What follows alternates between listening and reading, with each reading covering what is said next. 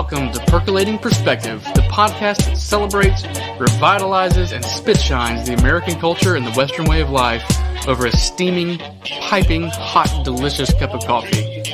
Today on Percolating Perspective, what is rugged individualism? What are the components that make up rugged individualism? And how do we apply those components to our own lives to become rugged individualists ourselves? I'm your host, Gordon Michael Porter. Please like, subscribe, and hit the notification bell. Leave us a 5-star review and consider becoming a paid subscriber at patreon.com. Also, check us out at Facebook and Instagram at Percolating Perspective. Now, for my favorite part of the show, the drip of the day. Today's drip is my personal favorite coffee that comes to us out of Mechanicsburg, Ohio, a company called Hemisphere Coffee Roasters. Now, Hemisphere Coffee Roasters is a really cool company with a great story. This company owns the farm where the coffee is grown in Nicaragua. They pay the villagers there very well to lift them up out of poverty. The villagers then farm it, they harvest it, they pack it up and ship it to Mechanicsburg, Ohio, where the man who owns the company then roasts the coffee in Mechanicsburg, packages it up in 12-ounce bags, and sends it to you. Today's blend is called Nicaragua SHG Cafe Diego. This is the best cup of coffee I have ever tried. Now, with that said, I've never had a bad cup of coffee from Hemisphere Coffee Roasters. Every flavor they have is amazing. This particular one, though, is just my favorite. It just does something for me. By the way, the SHG at the end of that, the name is Nicaragua SHG Cafe Diego. The SHG means strictly high grown. Simply put, that means it was all grown above 3,937 feet above sea level. Or, for our communist listeners, 1,200 meters. All right, so let's get into the meat of this podcast. What is rugged individualism? Rugged individualism is a distinctly American mindset and spirit that believes in several things such as taking pride in your work, a desire to be left alone to chart your own course, and to worship God as one sees fit. You might say rugged individualism is the very soul of America. It's what drove the Pilgrims to Plymouth Rock. It's what drove the pioneers and the cowboys out west, and it's what drove our founders to the Declaration of Independence. Today, it's what drives someone like Elon Musk to embark on some missions that most men honestly believed were impossible just 10 short years ago. One component of rugged individualism we're really going to focus in on today is a concept and a virtue called nonconformity.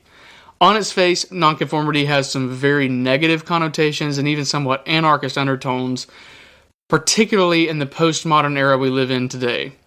To define our terms here, though, nonconformity is simply not conforming yourself to a standard that you believe to be incorrect. This can be religious, social, or governmental, or really any facet of life.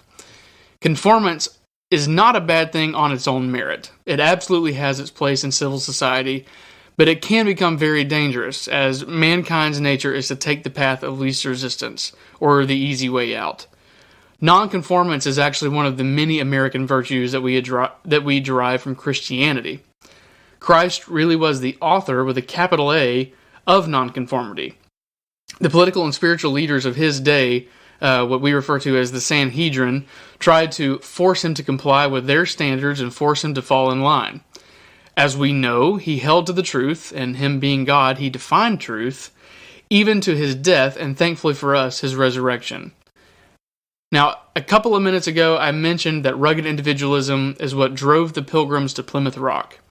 The man who led the Pilgrims from England out of persecution from the Anglican church leader King James I was a man named William Bradford.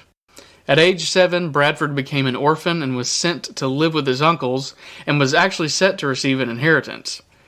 Bradford began studying his Bible at 12 years old, which, side note here, the King James Version was not even translated yet at this time.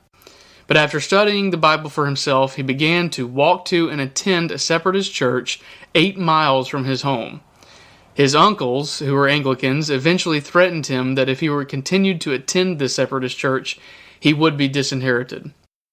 After a lot of prayer, William Bradford, at 14 years old, left his uncles forever, for good, with a note that read, "To keep a good conscience and walk in such a way as God has prescribed in His Word, it is a thing I must prefer before you all, and above life itself. I am not only willing to part with everything that is dear to me in this world for this cause, but I am also thankful God has given me a heart to do and will accept me to suffer for Him. This brave act of rugged individualism, and more specifically nonconformity, is what would birth our nation. Just 16 years later, at 30 years old, in 1620, Bradford led the Pilgrims across the Atlantic in search for a new world where he and his fellow separatists could worship God as they saw fit. Upon landing at Plymouth Rock, what would become the God-fearing United States was born. Fast forward almost exactly 200 years, we meet a man you've probably heard of before, Davy Crockett. Crockett is one of the most renowned frontiersmen from our nation's history. And actually, sort of a fun fact here, at 12 years old, Davy actually became an indentured servant for a period of time because his father was in debt. And this helped him get his father out of debt. His father willingly put his son into the indentured servitude to help him get out of debt. You might remember that Davy Crockett was famously killed at the Alamo. He left his home and headed to Texas to help the then Republic of Texas in their fight for freedom against the Mexican army. If you haven't seen the movie The Ballad of Davy Crockett, you really need to see it. It is a wonderful movie. It is quite the flick. Now, it is a little hokey. It's 1960s Disney. I'm sure there's some poetic license, but nevertheless, it is a fantastic movie. It's actually on Disney Plus, so take some time and watch that movie with your kids. It is rugged individualism on film.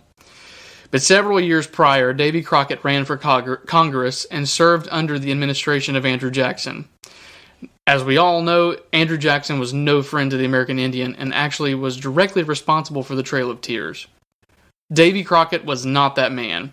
He was a friend of the American Indian and actually fought for civil rights and equal representation in government for the American Indian. Crockett said this of his time in Congress: "It was expected of me to bow to the name of Andrew Jackson, even at the expense of my own consciences and judgment. Such a thing was new to me and a total stranger to my principles." Davy Crockett, in every way, shape, and form, was a rugged individualist and a nonconformist, and someone we should aspire to be, and someday I really hope I can grow up to be like. Now, one final example of this uniquely American virtue, nonconformity, and rugged individualism, is a patriot from the American Revolution, Nathan Hale. Hale was a soldier in the Continental Army under George Washington. The Continental Army at this time was suffering defeat after defeat and really needed to get a leg up on the British. Nathan Hale volunteered to be a spy, to cross enemy lines into New York City and gather intel. He disguised himself as a Dutch schoolteacher looking for work and made his way into New York City. Now, unfortunately for him, he decided that it would be a good idea to take his actual teaching certificate with him that had his real name on it. So, naturally, he was very quickly caught, and it did not work out well for him. The British punishment for espionage was death by hanging, and naturally, he was hung. But before his hanging, he gave us a quote that we probably know better than any other from the Revolution. He said, "I only regret that I have but one life to lose for my country." We often remember Nathan Hale as a man full of years, perhaps half of his life behind him. Nathan Hale did what he thought was right to preserve man's right to chart his own course and worship God as he sees fit at only 21 years old. Nathan Hale made that kind of commitment to give up his life for rugged individualism and for truth at only 21 years old. Now, while you don't have to sacrifice your life to be a rugged individualist, you can always do what you believe to be right, no matter the consequences and no matter the price. I challenge you today, take this uniquely American spirit and virtue with you every day and practice it. I promise you, you will be surprised how often you need it. Every day you'll run into issues where you have to decide between right and wrong.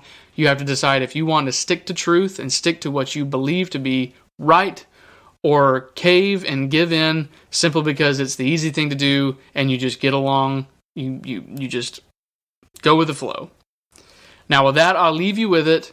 Please don't forget to check out Hemisphere Coffee Roasters today, www.hemispherecoffeeroasters.com, or just Google the name. Please like and subscribe our podcast as well and leave a 5-star review.